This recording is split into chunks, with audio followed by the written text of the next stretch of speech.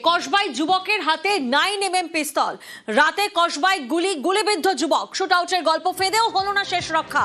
পুলিশি জেরায় চাঞ্চল্যকর বয়ান গুলিবিদ্ধের। কসবার দিকে আমরা শুরুতেই নজর রেখেছি। কসবায় যুবকের হাতে 9mm পিস্তল, রাতে কসবায় গুলিবিদ্ধ যুবক, শুটআউটের গল্প ফেদেও হলো না শেষ রক্ষা। পুলিশি জেরা, সেই জেরায় এবার চাঞ্চল্যকর বয়ান গুলিবিদ্ধের। প্রীতি প্রতিনিধি আমাদের সঙ্গে রয়েছেন, সরাসরি প্রীতির থেকে আগে জানবো, প্রীতি ঘটনা কি ঘটেছে?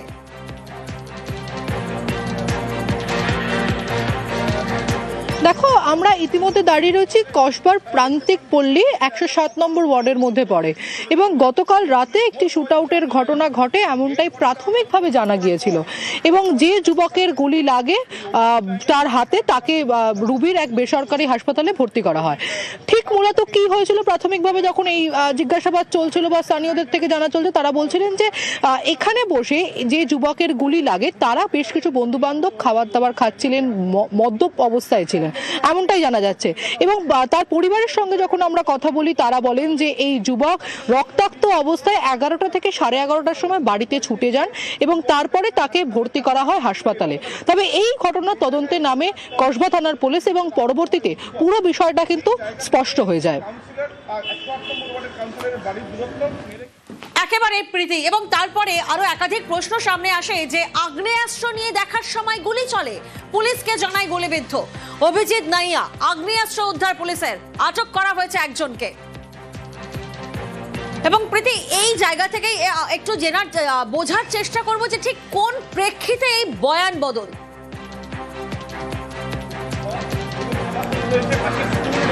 দেখো, তোমাকে প্রথম দিকে বলছিলাম যে এটাকে শুটআউটের ঘটনা সাজানো হচ্ছিল এবং প্রাথমিকভাবে এই যুবক যখন হাসপাতালে যায় এবং সেই হাসপাতাল থেকে পুলিশে খবর দেওয়া হয়, পুলিশের তরফে যখন প্রাথমিক জিজ্ঞাসাবাদ শুরু হয় তখন এই যুবক সে বয়ানে জানায় যে দুজন অজ্ঞাত পরিচয় দুষ্কৃতী মুখে হেলমেট পরে এবং ফুল মাস্ক হেলমেট পরে বাইকে করে এসে তার সামনে বন্দুক উঁচিয়ে থাকে এবং কথা কাটাকাটিতে এই গুলি চলে যায় এবং এই দুজন ব্যক্তি বা দুষ্কৃতীকে সে তাদেরকে চেনে না।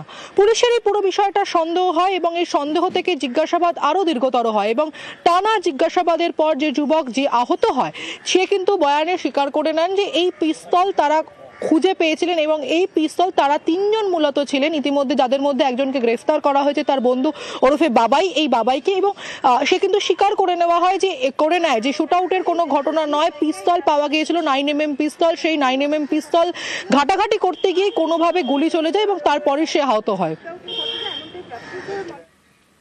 তার মানে শুটআউট নয়, নিজেদের মধ্যেই এই গুলি চালানোর ঘটনা ঘটেছে। দিদি কি বলছেন শোনাবো আপনাদের। ভাই দৌড়ে দৌড়ে আসছে, ওর হাতে দেখছি ব্লাড পড়ছে, তখন আমরা বুঝতে পারিনি কী করে হয়েছে না হয়েছে। তো আমরা তাড়াতাড়ি ওকে হসপিটালে নিয়ে গেলাম, নিয়ে গিয়ে দেখালাম, তো বলছেন ওরা গুলি লেগেছে। তখন এমনই পরিস্থিতি ছিল তো ম্যাম, আমরা জিজ্ঞেস করার বিয়েতে ছিলাম না, তখন আমরা ভাবছিলাম কখন ওকে ভালো করে মানে ঠিক করবো, কী করবো এইসব। ওর প্রত্যেক দিন বন্ধুদের সাথে বসেন, যেরকম বসে আড্ডা মারে, গল্প করে, গেম খেলে, সেরমই খেলছিল, হঠাৎ দেখছি এরকম হয়ে গেছে। মদের আসর বসেছিল কি কোনো? না, বেশি বয়স না, মদ একদমই যে বলবো না খায় না, হয়তো কোনো কিষান পারপাসে খেয়ে নেয়, বাট কালকে খেয়েছিল না। তাহলে একটা বিষয় পরিষ্কার হয়ে গেছে যে এটা শুটআউটের ঘটনা নয়। প্রীতি প্রতিনিধি আমাদের সঙ্গে রয়েছেন। প্রীতি, গুলিবিদ্ধ অভিজিৎ নাইয়া, তিনি হাসপাতালে ভর্তি, বছর 20 এই যুবকের কাছে আগ্নেয়াস্ত্র কিভাবে এলো, এটাই তো এখন সব থেকে বড় প্রশ্ন।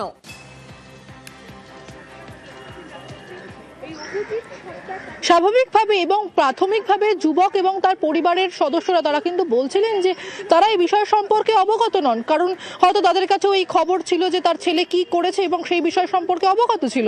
অন্যদিকে এই যুবকের হাতে পিস্তল এলো কি করে এবং অন্যদিকে যে বাবাইকে আটক করা হয়েছে সেই বাবাইয়ের কাছে পিস্তল এলো কিনা সেই বিষয় পর্যন্ত তদন্ত নেমেছে পুলিশ। অন্যদিকে আহত যে যুবক, সে রুবির এক বেসরকারি হাসপাতালে ভর্তি, চিকিৎসাধীন, সেখানেই তার চিকিৎসা চলছে এবং পুরো বিষয়টা পুলিশ তদন্ত করছে এবং ঠিক কিভাবে এই 9mm পিস্তল এলো, প্রয়োজনে পরবর্তীতে এই আহত যুবকও গ্রেফতার হতে পারে। অর্থাৎ স্পষ্ট যে কসবার এই ঘটনা শুটআউটের ঘটনা নয়, আগ্নেয়াস্ত্র নিয়ে দেখার সময় আচমকায় গুলি চলে, এমনটাই পুলিশকে জানায় গুলিবিদ্ধ অভিজিৎ নাইয়া। আগ্নেয়াস্ত্র উদ্ধার করেছে পুলিশ এবং একজনকে গ্রেফতার করা হয়েছে।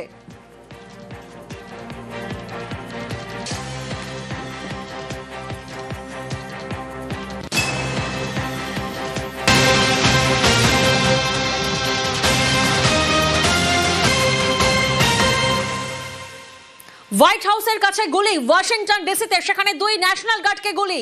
হোয়াইট হাউসের কাছে গুলিবিদ্ধ 2 জন ন্যাশনাল গার্ডের 2 সদস্যের আঘাত গুরুতর।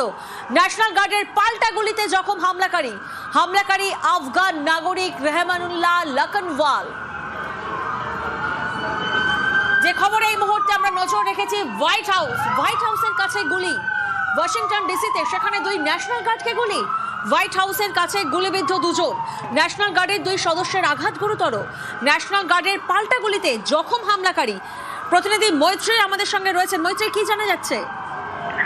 দেখো, এখনো পর্যন্ত যেটা হোয়াইট হাউস সূত্রে জানানো হয়েছে যে এই যে হামলাকারী সে মার্কিন নাগরিক নয়, আফগানিস্তানের নাগরিক বলে এখনো পর্যন্ত জানা গিয়েছে এবং 2021 সালে সে সেপ্টেম্বর মাসে আমেরিকায় আসে এবং সেই গতকাল রাতে এই হামলা চালিয়েছে। এখনো পর্যন্ত এফবিআই ডিরেক্টর ক্যাশ প্যাটেল তিনি যেটা জানিয়েছেন যে 2 জন যে ন্যাশনাল গার্ড মেম্বার যাদের উপর হামলা করা হয়েছিল তাদের অবস্থা অত্যন্ত আশঙ্কাজনক এই মুহূর্তে এবং যে হামলাকারী ছিল তাকে ইতিমধ্যেই কাস্টডিতে নেওয়া হয়েছে এবং তার বিরুদ্ধে সমস্ত রকম তাকে জিজ্ঞাসাবাদ করা চলছে এবং ফেডারেল ল এনফোর্সমেন্ট অফিসারদের উপর হামলার ঘটনায় তার উপর সব থেকে কঠিনতম শাস্তি তাকে দেওয়া হবে। কিন্তু মৈত্রী, হামলার কারণ কি জানা যাচ্ছে?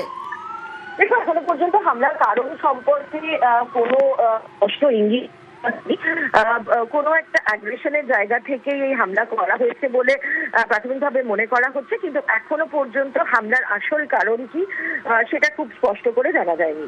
বেশ।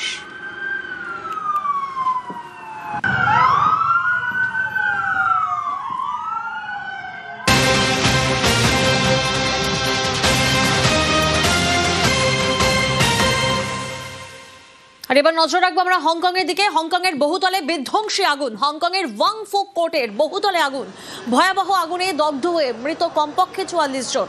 হংকং এর অগ্নিকাণ্ডে নিখোঁজ প্রায় 300 জন। যে ছবি এই মুহূর্তে আপনারা দেখছেন, হংকং এর একটি বহুতল, সেখানে বিধ্বংসী আগুন, হংকং এর ওয়াং ফুক কোর্ট, আর সেখানেরই বহুতলে আচমকাই আগুন। সেই আগুনে দগ্ধ হয়ে মৃত্যু হয়েছে কমপক্ষে 44 জনের। হংকং এর এই অগ্নিকাণ্ডে নিখোঁজ প্রায় 300 জন।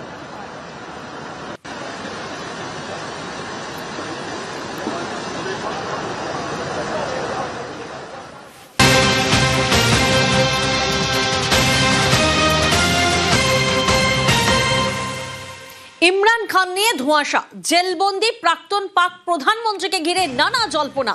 ইমরান খানকে জেলে খুন করার খবর একাধিক মিডিয়ায়। জেল কর্তৃপক্ষের বিরুদ্ধে 3 সপ্তাহ দেখা করতে না দেওয়ার অভিযোগ কারা করছেন? ইমরান খানের 3 বোন।